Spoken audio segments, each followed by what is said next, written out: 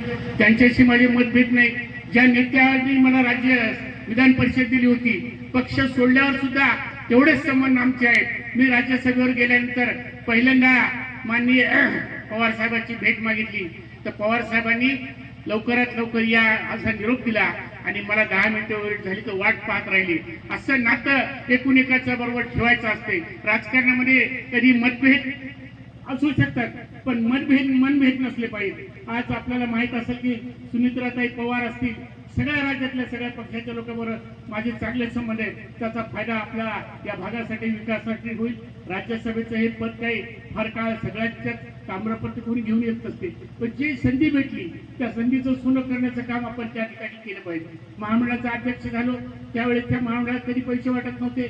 माझ्या काळात मी 10 कोटी रुपये पहिला टप्पा आणून दुसरे 10 कोटी रुपये आणून 20 कोटी रुपये वाटले. त्या ठिकाणी ते माफ सुद्धा झाले. विधान परिषदेमध्ये धनगर आरक्षणाच्या प्रश्नावर कधी नाही ते मुख्य सर्वांना माहित आहे, एखाद्या प्रश्नावर गोंधळ घातला तर 1 किंवा 2 वेळेस विधान परिषद बंद पडत असते, विधानसभा बंद पडते. पण मी आणि आमदार राम हरी रुपनवरनं धनगर आरक्षणाच्या प्रश्नावर आम्ही 4 वेळेस ते विधान परिषद बंद केलं. तेवढं काम आम्ही त्या ठिकाणी केलं.